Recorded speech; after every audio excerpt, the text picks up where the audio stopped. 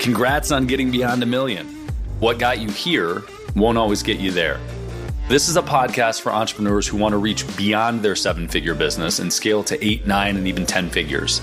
I'm Brad Weimert, and as the founder of EasyPay Direct, I have had the privilege to work with more than 30,000 businesses, allowing me to see the data behind what some of the most successful companies on the planet are doing differently. Join me each week as I dig in with experts in sales, marketing, operations, technology, and wealth building. And you'll learn some of the specific tools, tactics, and strategies that are working today in those multi-million, 8, 9, and 10-figure businesses. Life can get exciting beyond $1 million. Welcome to Beyond $1 Million. I'm Brad Waymer. Today I'm joined by the handsome and arrogant, if you ask me, Ryan Daniel Moran. Ryan Daniel Moran is the founder of capitalism.com. He is the author of the tremendous book. Have you read it, Ryan?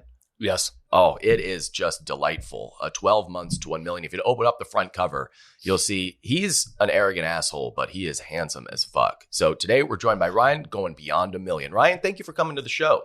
I really appreciate it. I'm so glad to have you here. Ryan, I wanted to ask you about your kids. I don't like to talk about my kids. Sorry, I'm in a mood today. You're good. I like it.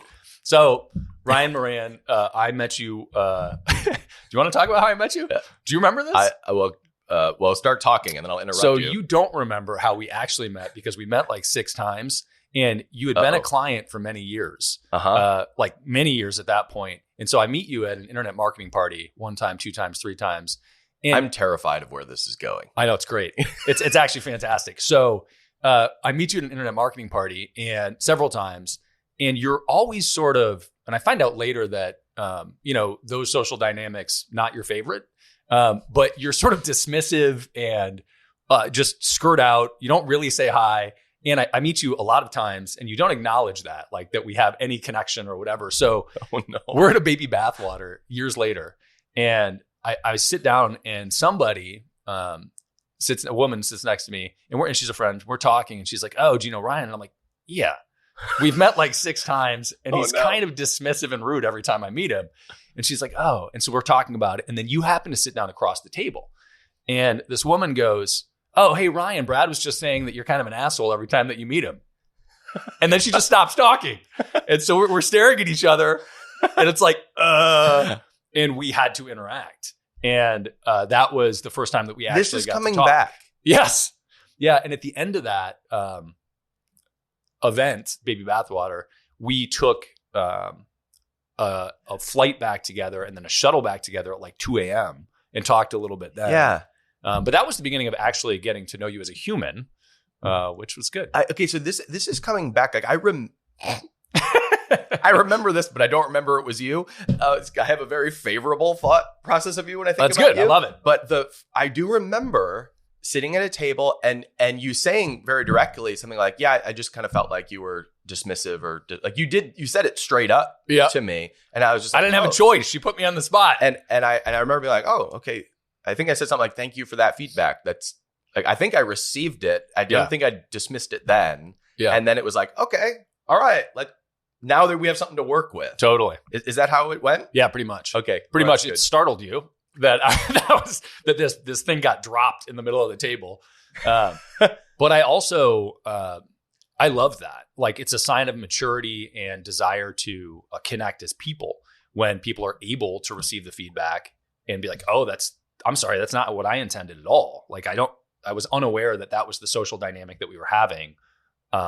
Thank you for letting me know. And I appreciate that you now recognize that the internet marketing party setting is not my favorite social setting. Like, I love internet marketing party, and I don't know how to explain it anyway without sounding like a total asshole. But going to internet marketing party, because I do podcasts and content, I'm often approached by people who have followed me publicly, and I don't feel like I can connect with my friends who are there. And so sometimes it's like an uncomfortable position for me to be in, because I'm not sure if I should be, public Ryan or if I should be hanging out with my friends Ryan. I never really get into one. So I often do, just as quickly as possible, make my way through the crowd and go to the corner. So thank you for recognizing that now.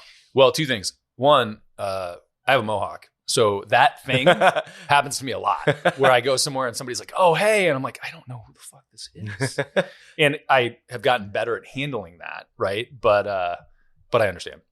Two is I had a situation like this maybe a week ago where somebody's business partner, we were exchanging texts, and he basically said, "Yeah, he made some comment like, you did us wrong, and we're no longer interested in doing business with you." And I was like, and this is the friend I've known for 15 years. And I was like, whoa. And so I responded with, "Oh my God, I was totally unaware of this. I don't know how whatever actions fell on deaf ears with me. I don't know how I misread this situation, but I apologize, blah, blah, blah, blah, blah." And I directly approached it with both of them. And it resulted in a great conversation with the friend of 15 years to really clearly, cleanly work through that situation and understand why there was a misunderstanding, right? And the parallel, of course, is that I had no idea it was going on. Just like you had no idea that I was like ruminating about this independently. Isn't it interesting how rare conflict resolution skills are today? Because it's terrible. It's so easy to be avoidant because most of our communication is via text. Like, we didn't talk to set this up. It was all via text. Yeah. Right. And email and swiping left and right. It's so easy to not even get to a point in a relationship where there can be conflict. And so we have a very atrophied muscle of how to deal with conflict. And so much of conflict is just recognizing the other person's perspective and what happened for them and just honoring that. And that diffuses most conflict. But we never get to that point in most relationships because they're so surface level. It's almost that, especially when you're running $1 million business or plus, it's almost a superpower having basic people skills. Yeah. Having basic skills of being able to recognize what someone's dealing with, an error that you made, addressing conflict, because so few people are willing to do that it becomes an advantage when you are going for growth or for scale, because it always is a people business. Right. And all business, you're in the people business of working with customers. Right. In the internet marketing space, we're so used to analyzing clicks and conversion rates and split tests. It's all numbers. We often forget about the people that are behind that. That's why, when I'm working with entrepreneurs, the first thing I tell them, because my specialty is helping entrepreneurs have their first million. And so I'm excited to be able to talk about going beyond it, because most people are still on their way to a million. But the first step that I tell them is you have to choose a person, not a product, not a strategy, not a launch model, but a person that you're serving long term. And when you can think about who you are serving on that journey, they will follow you for a very long time.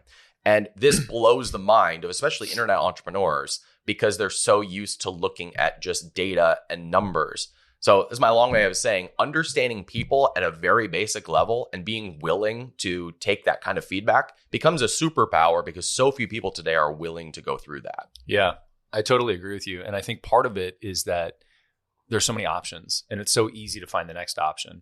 And in personal life, the swipe analogy, if you're surface level into the beginning of a relationship and something goes in a direction that you don't want, it's very easy to just jump to a different person, right? It's very easy to do that. And in marketing, it's also very easy to ignore drilling into a very specific avatar and just pursuing that one thing, specifically when other things pop up and it involves saying no to the other things to drive in the one direction that's relevant, right? And so people end up splitting the focus when they do that, or at least that's how I heard that. And especially when there's a new platform, a new advertising channel, a new social media platform to use. But it is the drilling down of that person that allows you to go beyond $1 million. You can kind of go wide shotgun on your way to $1 million. I mean, it's not that hard. You have to sell some things consistently. You need to have a couple products, maybe an upsell, and one good traffic channel to get to $1 million. But over $1 million, and that's actually the plateau that, like, I work with a lot of e-commerce entrepreneurs. They plateau right at $1 million because they can't make that transition of selling things, of having a traffic channel that converts, and worrying about the numbers to, I need to drill down and go deep with the one person who's going through one transformation to go from 1 to 10. I actually have to get more focused, not learn more things. I actually have to go milk this one channel that's working before I add 3 more. Yeah. And so the paradox is people think that going wide got them to 1 million. So going even wider is going to take them to 10. Yeah. But it's the exact opposite. It is pruning down and focusing and going deep with that avatar in order to go from 1 to 10. Yeah. Being an expert in one thing instead of being mediocre at 15. Yeah. Right. Okay. So let's back up for a second. So, Ryan Daniel Moran, thank you for being here. Good to see you. Good to see you too. That guy who introed me was awful. He's fantastic. I loved him. I want him to come back and do all the intros for the show. That would actually be a really, really entertaining segment. Just I'll send you the guests and you'll do the intros. That's fantastic. Tell me about your background. So you started a company years ago and sold it, but that journey is kind of interesting because it'll bring us full circle here in a minute. So what was the beginning for you? How'd you get into it? I actually got my start in affiliate marketing. So my start was Sounds clean and reputable. What's that? Affiliate marketing. There are no scammy people there. Oh, right. Well, there's a few. I did search engine optimization, Google AdWords, and building email lists and sold other people's stuff. Yeah. And that was how I paid for college. That was how I made my first $1 million. And when e-commerce had its heyday from like 2012 to 2015, early days of Amazon FBA, I just observed that the same skill sets from Google SEO did really well on Amazon. So I started seeing these people starting to sell products on Amazon.com, and what they were doing was they were, building blogs and doing press releases to try and drive traffic to Amazon. But I was like, all the money on Google was getting to rank organically. So I'm going to do the same thing on Amazon. And I noticed that little bit of marketing background of knowing how to build a customer list, knowing how to rank for keywords was like bringing a flamethrower to a knife fight. Anytime that you have a skill set that you apply to a new platform, a new channel, you have the opportunity to win. It's why Gary Vee wins early on platforms, because he has a skill set that he's applying to a brand new platform. And now he's, the biggest TikTok influencer in the business space because he did that right at the beginning of a trend. So I did that with Amazon, and I built a company called Sheer Strength Labs, and we were a client of yours. And Sheer Strength was a muscle building supplement line. I was 25, 26, hard gainer, wanted to be jacked dude. Yep. And so I sold those types of products, took it to about a $10 million top line, and we exited. We sold it to a private equity group in Dallas in 2017. Now, as you know, the private equity group ran that thing into the ground. I don't know how you screw up a $3 million EBITDA company in 2 years, but they ran up expenses. They ran up debt. They hired the wrong team. The marketplace changed. They didn't have the right people to be able to adjust. And the company fell by about 90% over the following 3 to 5 years. Oh. The story has a happy ending, as you know. 3 weeks ago today, I bought the company back for 3 cents on the dollar compared to what I paid for it. Oh my God. I basically bought it for the cost of inventory. For what you sold it for. 3 cents on the dollar. Yeah, 3 cents on the dollar for the valuation at which we sold. Got it. So I basically bought it for the cost of the inventory. It was essentially a free company. Wow. And, the plan is to run the playbook. And I really want to show my audience still works. Super fun. It still works. And I'll document it in front of all of you. Well, that's good alignment. And I want to dig into that. But what is your audience now? So what's the background? So you sold this company. When did you sell it? 2017. Okay. So you sold it in 17. It's 22 now. The last 5 years, what's happened there? My primary focus has been capitalism.com. And this is where I work with entrepreneurs on building to their first million and then going beyond. So the business model is I have a mentoring community that is going through a curriculum of building $1 million business. And then I have a fund and an incubator that takes equity stakes in the businesses that come from that pipeline. So just this week, there was a student who is just over $1 million, wants to grow to 10. And so my fund is deploying capital into his business. Mm-hmm. We're taking 30% of his business, and we're bringing capital, advice, and relationships to the table. So we'll partner them with influencers. We'll bring capital to the table. We'll lead around if they need to raise money. and we'll advise him on his growth to $10 million. And we plan to hold for 3 to 5 years, and then we'll exit. So my audience is people on their way to $1 million, but the business is partnering with people who are at the end of that cycle and helping them grow beyond that first $1 million. Love it. Is any of that company selling products to the space under $1 million? Say again, please. So the back end of this is investing in the companies, helping them grow from 1 to 10 or beyond, right? And then focusing on the exit. That's where the money is for That's you. right. Big money in the back end. Yeah. But do you have products or services for the 0 to 1, or is it all just content that's free? Or are there courses, masterminds, et cetera? Yeah, I have a curriculum called the 1%. 1% of entrepreneurs ever become millionaires. So the 1% is a mentoring community specifically getting to the first $1 million. And that's just, we show them how to get 4 products to 25 sales a day at a $30 price point. 100 sales a day, that's $3,000 a day, 90 grand a month, or $1.1 million a year. The whole curriculum is about getting to the $1 million. But the business model for us is getting involved when they've crossed the $1 million and then helping them grow beyond that. Got it. Yeah. So the initial part is more or less self-liquidating to keep that That's exactly flywheel running. That's exactly right. Awesome. Cool. So you've been doing that. How did you get approached to buy the business back? Or did you get approached? Like what? This is a wild story, Brad. Love it. So in 2019, the company that I sold declared bankruptcy. So the private equity group declared bankruptcy because the bank wanted to foreclose because they weren't meeting their debt obligations. Wow. And I was livid, because I held back equity in the company and I was expecting millions of dollars. Right. And when you what was that? Hold on. So what was that? Can you share the splits, the money, how'd that pan out when you sold? We sold at a $15 million valuation, and my partner and I each held back 20%. So the total exit was, I think, just over $10 million.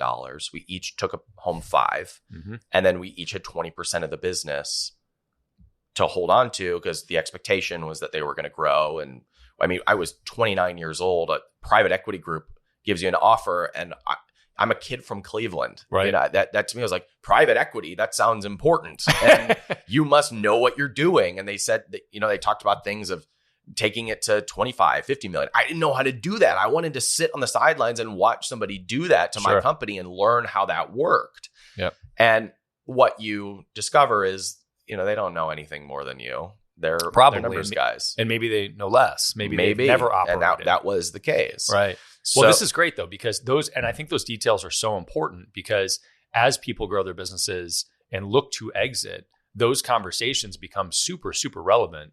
Yes. And people can learn from that, right? Yes. So this sort of theoretical equity frequently doesn't pan out. Yeah. Right? So what you get off the table immediately is important. Yes. And everybody, when they're looking at exit, needs to look at that really, really carefully. Yeah. So we each walked away with about 5 before taxes and expected to have more when there was a second exit, a second bite at the apple.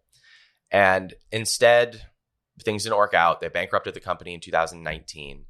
And I tried to buy the company back then because the court ruled that the bank got to control the assets and determine where they went next. And there were 3 bidders. I was one of them. I wrote a 1-page letter that I think it was the best piece of copy I ever wrote in my life. But it didn't convert. I did not get the assets. They went with another private equity group. And the private equity group was run by some people that came from my audience. So I knew the founders. They had kind of come up through my system, and they now had a private equity group. And that was tension between the two of us because I was really upset that they got my company. We ended up making nice, and we're good friends to this day. And so when they got an offer on the table for one of their big brands to be bought, and it was from another aggregator, another private equity group that wanted to buy one of their brands. And so they decided to sell off the other assets. And then 2 things happened. One, they now had to go through this transition of selling their big brand and getting rid of the non-performing assets. And number 2, they needed somebody to help clean up operations in order to make that happen. And they hired my old partner. So as the CEO of this new private equity group is now being run by my old partner. Oh, and crazy. the assets are they own Sheer Strength, my old company. Mhm. So he called me and said, we got to get rid of these assets. Do you want the old company? Wow. And I said, I mean, maybe. Are you coming with it? No. Okay. Well, that's interesting data because like I was the visionary guy. You did the work. Right. So I got to find a new Matt in order to be able to do this. And I did. And then my new partner and I negotiated with somebody else on the team and it worked out. Did you find that new operator from your community? Yes. That's awesome. Yeah. What a fun pool of resources. Yeah, well, that's the beauty of putting out content. Yeah. Is it opens you up to a community that is an asset. You know, I've met some of my best friends from my audience. I've met my business partners from my audience. I have met operators of my companies from my audience. I got into 1,000 retail stores for Sheer Strength because of someone from my audience. So I view that as the asset. So when you said, oh, this is the self-liquidating model for you to be able to do the other things, it's exactly right because you're building an asset that gets all of these other opportunities. And one of them was finding my new partner. Man, that's amazing. What was the background of that person? Their background was in acquisition for app companies. So they did direct response marketing for app CPA networks. And so they're strong on the customer acquisition side. And we had given him some marketing tests from our fund. So he was running acquisition for a couple e-commerce companies that came from the fund. And he was doing a really good job. And he wanted to be more involved in what we were doing. So he came on board. I didn't catch that. So you had a couple marketing tests from the fund? Yeah. So my fund that owns minority stakes in these e-commerce companies, a lot of them need help on the customer acquisition side, specifically off of Amazon. So when they start building up Facebook funnels and YouTube ad funnels, they have no idea what they're doing. And they you don't say. And they try and partner with all kinds of agencies and they're continually disappointed. Right. And so this individual that I ended up partnering with, he was willing to do tests on a CPA basis because that was his background. And he was doing a really good job for several of the brands in our fund. And so we got to know him and his background and his team.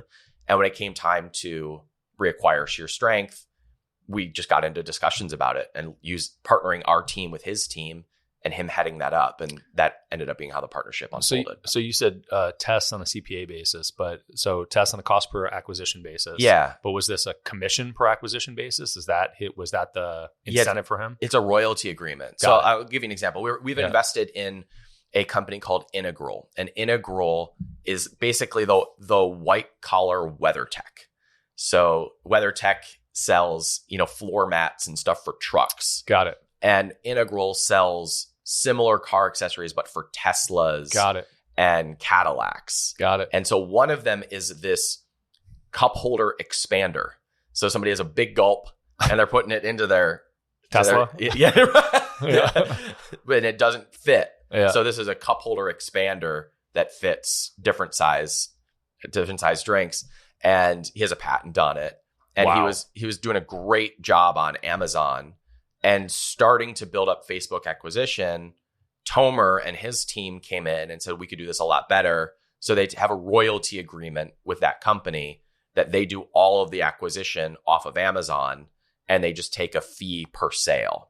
That was his background in the app world and it was working really well in e-commerce as well. Cool. Okay. So you had direct experience for the acquisition side of things. That's right. That was directly relevant to what you're about to do. Yeah.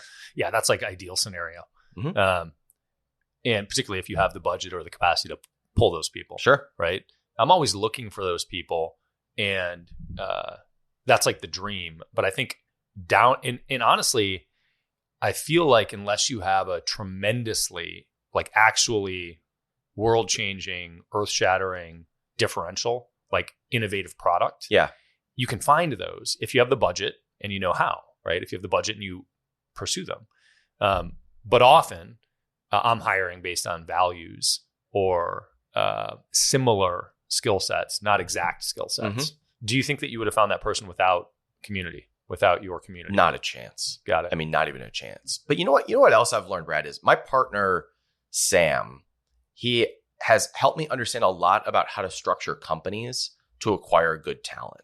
So our fund is structured in a holding company, and the holding company structure has a lot of interesting flexibility to it that makes attracting talent a lot more interesting. So I'll explain. In the holding company, it holds a bunch of different assets. It holds our fund assets. It holds some of the minority stakes that we take when no money is exchanged, because sometimes we just take advisory shares. Mm-hmm. So we have all these different assets inside of this holding company. And the value of that holding company is arbitrary. But as you know, if you raise $100,000 at a $10 million valuation, the company is now worth $10 million. Right. It doesn't matter how little you raised. Everybody talks about what it's now worth or the valuation that it was raised on. Right. And so what we found is that when we raise capital for one of these entities and the valuation of the parent company goes up, we now have a lot of flexibility to be able to give shares to employees or to partners of the holding company. Mm. And so the higher the valuation of that parent company, the more generous we can be with giving shares, because now each share is worth a lot more, obviously. Sure. And so we've come up with some interesting structures of having bonus pools to incentivize our team members to grow the overall valuation of that company, because it directly affects them. And so we look to have, market or below market salaries with aggressive incentive structures. Can I poke at that? Yeah, sure. So the holding company, you said, you used language somewhere, something to the effect of, because the value of it affects them, the people that you pull on. Yeah. And my argument would be that it theoretically affects them, because you're not paying dividends, right? That's right. Distributions. So this is like if we sell the holding company, that's exactly right, in the future, then you get it. So how do you handle those conversations with smart people? Because presumably you have lots of employees that come in that it's just the shiny object, and it's like, ooh, and I get equity in this company that is worth XYZ, right? That's exciting. But more analytical people will look at that and say, yeah, that's great, but it means nothing unless you sell. That's right. Do you have some sort of roadmap that you point to and you say, hey, our plan is to sell the holding company at some point in the future, or what does that look like? Yeah. So, we're early in this process. Mm-hmm. So I'm speaking from very limited experience on this, and this is new information for me, these structures and the incentive programs. I love it create. in general. But ultimately it just comes down to the vision that you're casting. Yeah. And does that person believe in the vision of where you are going? Yeah. And if there is a goal that everyone on the team is contributing to, with the understanding that even if you don't sell the parent company, you're going to be selling other assets along the way, which is exactly our plan. We're taking minority stakes in these businesses, and with the very clear intent to sell at least some of them, and that money would roll up to the parent company and then be distributed. Interesting. So it is not a high risk play in the sense of we have to sell the whole thing. Yeah. There will be distributions along the way. They'll be proportional to the equity that's owned. Got it. Cool. Yeah, that makes sense. Both in terms of it being tangible for the people that you hire into the holding company, and also in terms of setting expectations and messaging. Yeah. Right? Because that's really, really important. Have you seen what Tai Lopez is doing with this structure? No. Because this is what really was an aha moment for me. So are you aware of what he's doing on the brand acquisition side? Yeah, I have some money in Pure One. Okay, cool. And so I know roughly what's going on. Yeah. So Tai has this holding company where he is buying all kinds of retail brands. I invested in Dress Barn. Yeah. And they just bought. That was the predecessor to the Pure One acquisition, that's right? So that's what proved, for me, that's what proved concept that they were capable of doing Pure One. And they just bought bodybuilding.com, which I invested in. My background's in the supplement space. I think it was an incredible acquisition. But the parent company is a holding company. And the more they do these acquisitions of these brands, the more the value of the parent company goes up.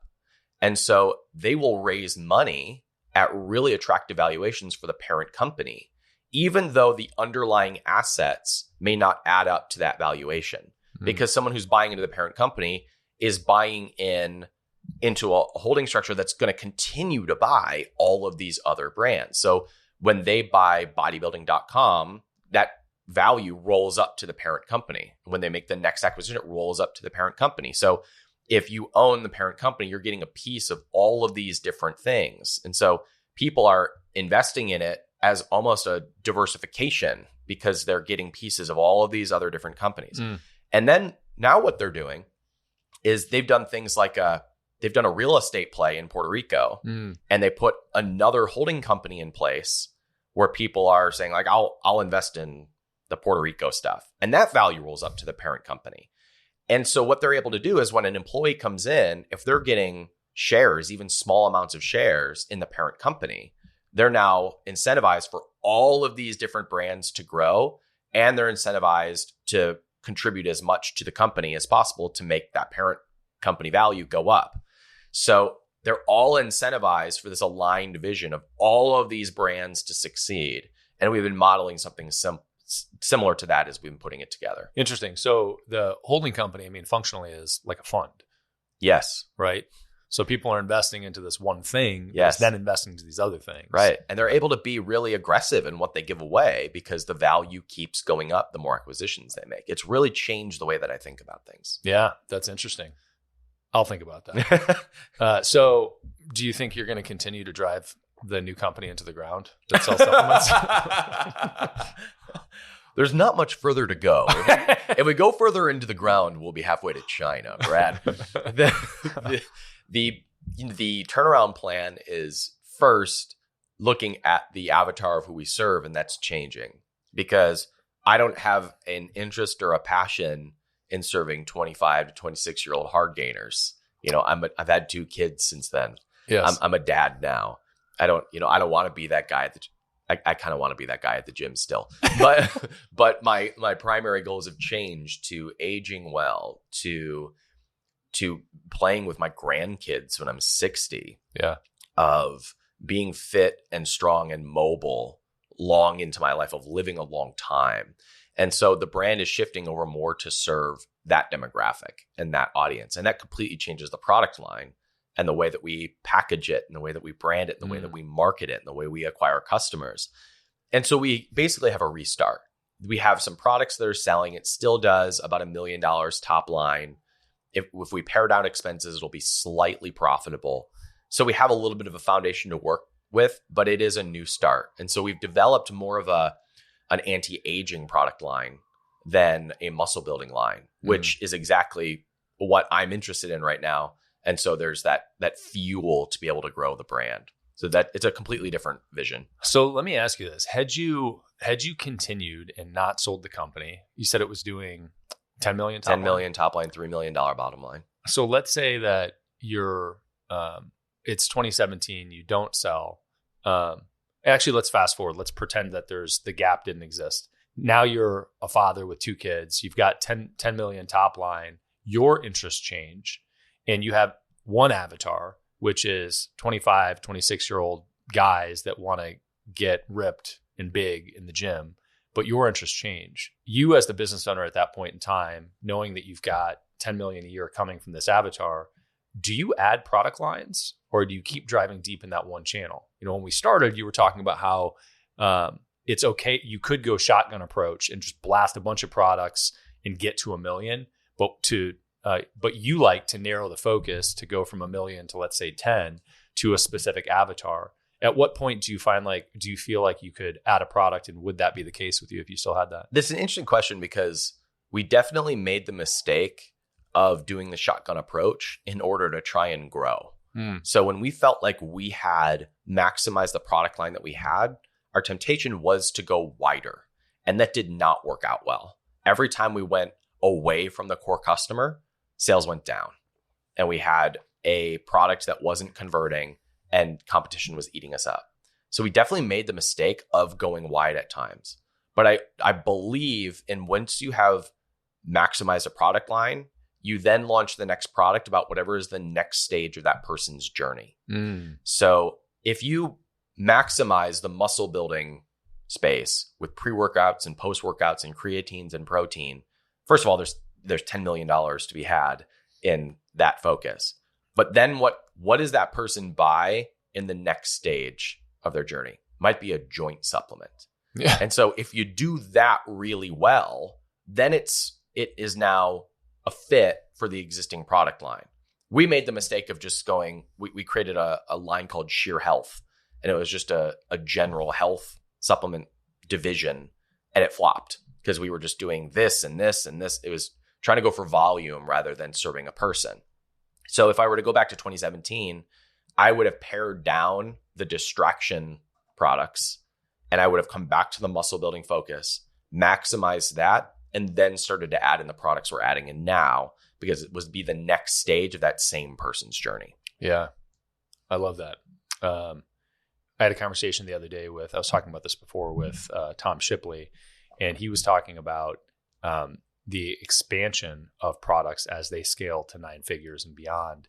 And I had the same conversation, and I said, that seems like a massive distraction. And he functionally, you two were saying the same thing. And he had a skincare product, but then they started selling pillowcases.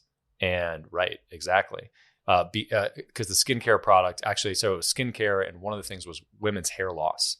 Okay. But then the women's hair loss, and that's what I did. I gave him this strange expression of, what do you mean? You have pillowcases. I said, well, when women sleep, that person, what else could impact their hair loss? So, well, the sheets that you're on, the pillows that you use, right? The blow dryer you have, the shampoo you use, all these things that impact it or that are around the periphery for the same avatar, right? For the same person. And I thought that was an interesting approach. That is very interesting, because it is the same person, even though you don't think about it. Right. And that is, I do believe in that. I mean, you pick the person and the problem that they are dealing with, and you serve them throughout the life cycle of that transformation. To your point, that is why I regret going really wide with products. I would have stayed really narrow and then added in other things that were the next stage of that person's transformation. Awesome. So that's interesting. So you're actually literally going from $1 million to whatever. Yeah, now. that's right. Right. So your entire audience is, your initial audience is getting them to $1 million, and now you're at this 1+. That's an interesting place to be from the perspective of kind of how you framed your initial. Well, I guess you said that your business isn't really the 0 to 1 million. It's the one to help you grow. That's right. What are your immediate steps here? So you gave me some rough framework. You hired an operator to do things so you don't have to do things. What are you going to do? And what are they going to do?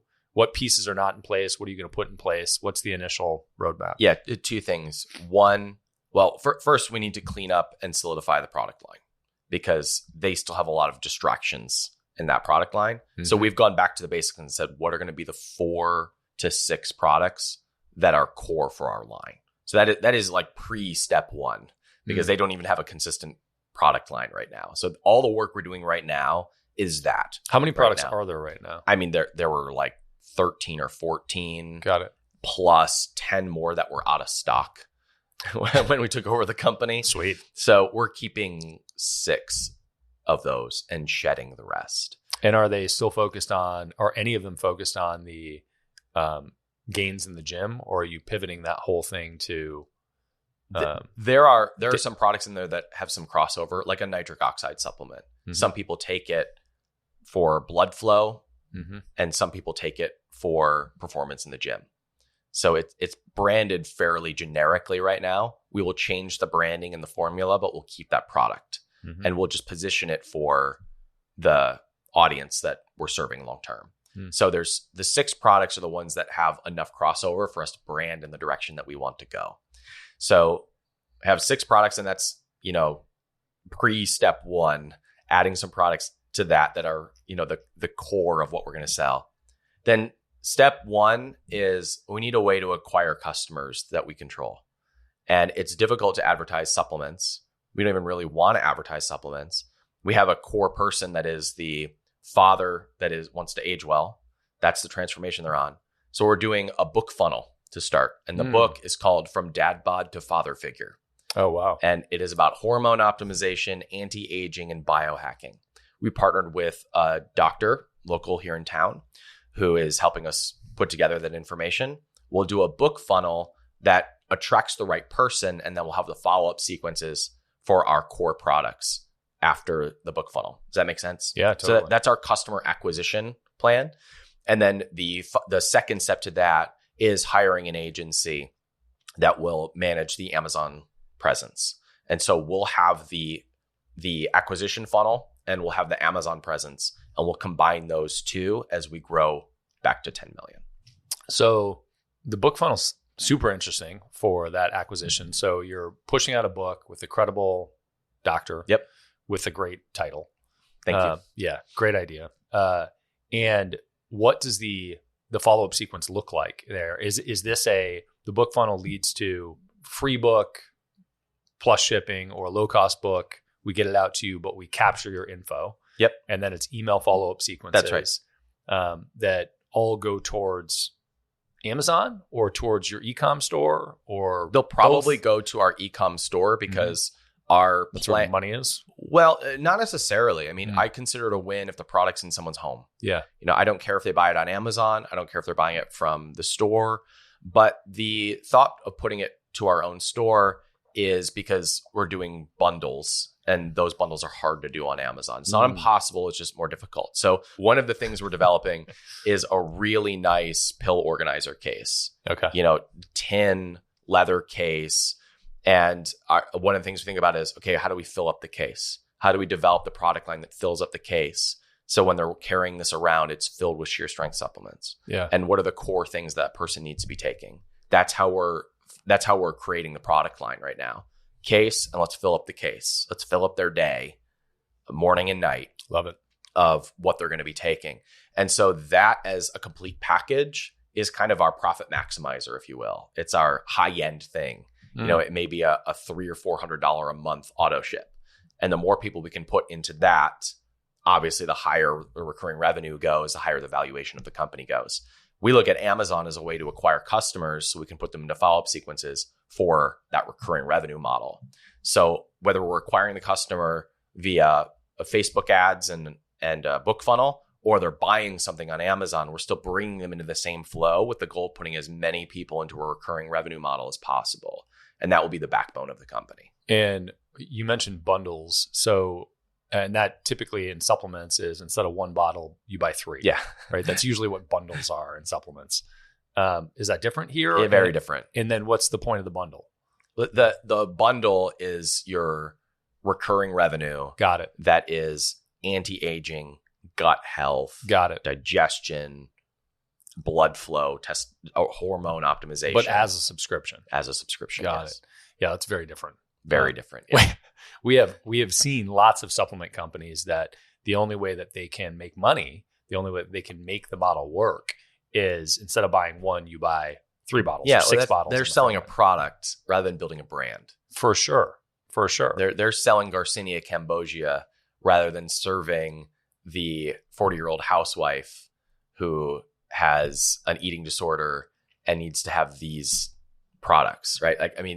It's all about choosing the person and building a brand around that person. In my mind, that's how you can widen the product base to be able to do the bundles in the way that I'm talking about. Yeah, I love it. Well, that's exciting. It'll be super fun to watch. Thanks. Yeah.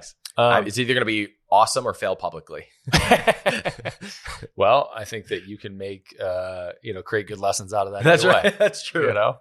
Yeah. I also appreciate I was thinking about this yesterday. Like I really appreciate the gall to do things publicly that are, it requires confidence and also hubris to just say, yeah, I might just fall on my face here. Yeah.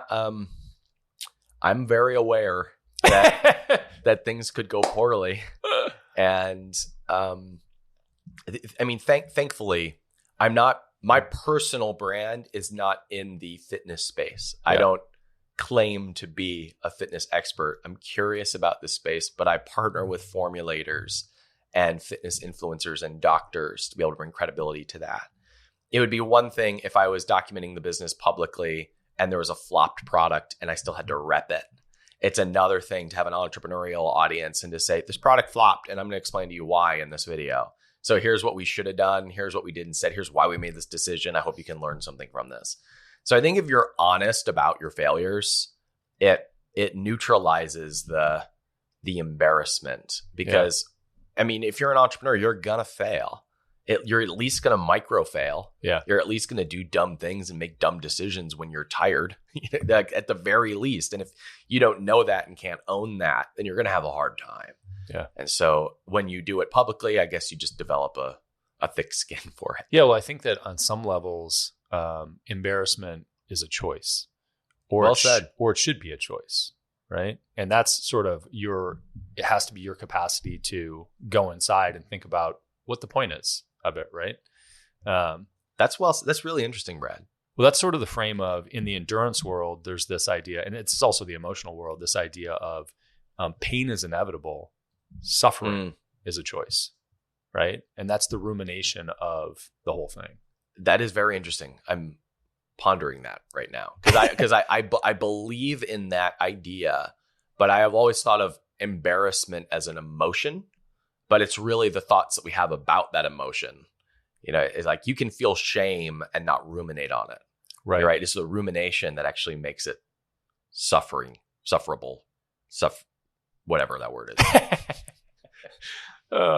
Yeah. Well, somebody years ago, I heard, I can't remember who it was, and it might have been like a stand-up comedian or something, but they were talking about self-talk and how if other people could hear your self-talk, they would think you were fucking crazy. And it's true of everybody, right? Because when you fixate on something, you just repeat the shit over and over and over again in your head. Yeah. But under no circumstances, I mean, you would think they were crazy. Yeah. If somebody just started saying the same thing 30 times in a day, you'd be like, bro, you got to calm the fuck Let it go. down. Yes. I was on vacation with Alex Hormozy a few weeks ago. And where'd you go? We were in Colorado visiting our friend Brooke Castillo. Got it. And I was talking to Alex, and I think he was at the gym. Shocking. Right. Yeah. That guy doesn't work out. He just takes sheer strength supplements. Well done. Well done. So Alex was talking about something he wanted to do, something in business that he wanted to do, an offer he wanted to make. And he was talking about why he obviously had some doubt about whether the marketplace would accept this offer, but he was talking about it from the perspective of why people should take it. And he was talking out loud his own thoughts, like, well, I mean, if we did this and this and this and this. And I said, Alex, in your head, are you talking and convincing yourself about why something is possible? And he goes, all day, every day. I was like, really? All day, every day, your thought process is why you can accomplish something and why what you are bringing is exactly what people want and why they'll jump forward. He goes, yeah. If you can't convince yourself, how are you going to convince other people? And that really sunk in with me, because that compared to my self-talk is not the same. And it made me wonder if Alex has had this rocket ship of growth because he's giving himself an empowering story in his mind. And it was a great mirror to hold up to my own internal thought process. And now I'm able to hear it a little bit earlier and hear, what do I want to be playing over in my mind over and over again? Yeah. Like, would Alex be thinking this way, or would Hormozy have a more empowering self-talk? And it really is amazing when you take inventory of WWHD. What's that? What would Hormozy? Right. Yeah. It is kind of amazing what that asshole in your brain is saying all the time, and changing that narrative is really fascinating. So years ago, a mutual friend of ours, Jesse Elder, said to me, it's more important, belief is more important than truth. Yeah. And that's what you're saying, right? Is that if you convince yourself that this thing is, you believe this thing, the actuality of it, the quote unquote truth of it, it doesn't serve you as much as the belief. Right. Because you can make anything true. Right. We have a lot of peers, mutual friends of ours, that believe a lot of weird things about Bill Gates. Here we go. I mean, you can convince yourself of anything. Totally. And so truth is at least somewhat relative. Sure. Is there absolute truth? Maybe. Maybe not. But as human beings, we're not capable of knowing what's absolute and what's not. So there might be absolute truth, but we don't know what it is. And so we can choose to believe whatever we want and this sort of coach ourselves into conviction. And if you are convicted enough, right, people will fall in line with that. If you believe what you are convicted about, it is the most effective sales strategy in the entire world. For sure. It's better than any headline. It's better than any ad. If you are convicted enough and you believe it, look at what happened with the last president. He had conviction and he believed it. The orange one? The orange one. Oh, yeah, yes. that guy. And people fell in line with that. Right? No doubt about it. And now we have a different president who doesn't have the same conviction and belief, and he has less of a passionate following. Still a president, yeah, but a less passionate following and audience. It's hard to convince people when you're sleeping. Or you're in your early thousands. Yes. So belief and conviction, best sales strategy in the world. So my challenge, my personal challenge. I'm sorry. I've seen this most directly reflected in raising capital. Okay. So if that makes sense. If you have an entrepreneur that really needs the money and isn't sure about their business, you smell that from a mile away. Mm-hmm. There's no amount of pitch deck that can convince you to invest in an entrepreneur that doesn't believe in their vision. No question. But then you have an entrepreneur with no experience who is absolutely certain about what they are doing. You're like, I mean, I want to give this guy money. I don't even know why I want to give them money. And at a higher valuation than this person who was uncertain. Right. So conviction, like I tell entrepreneurs, conviction creates markets. Oftentimes, especially my followers who are still on their road to $1 million, they're looking at the marketplace and they're looking for data. This product is selling really well. Right. That business has these products and is doing well for them. That's what strategy this person is following. So I'm going to do the exact same thing. Right. But they're looking at the current market conditions and trying to slice off a little piece of that pie. Mm-hmm. But you remember a guy named Dave Asprey who looked you in the eye and was like, there's mold in your coffee and it's killing you. You should buy my coffee. It's mold free. And you're like, okay, all right. Well, I guess I'm buying mold free. I didn't even know that was a problem, but I have this problem now. And he's like, now you need to put butter in your coffee. It'll give you superpowers. And you're like, that's the weirdest thing I've ever heard. I'm going to put butter in my coffee, I guess. And that became a $1 billion company because he was convicted about something and communicated it to an audience that was ready to receive it. He created that market.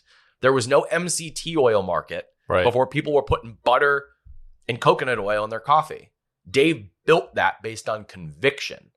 And then, people debate him and he stands there and is convicted about it. Yeah. That's the best sales strategy in the world and it creates markets. Yeah. Dave's interesting for so many other reasons than that, right? Like he did a very, very good job of doing a bunch of things simultaneously, building retail establishments, building his personal brand, building a live event.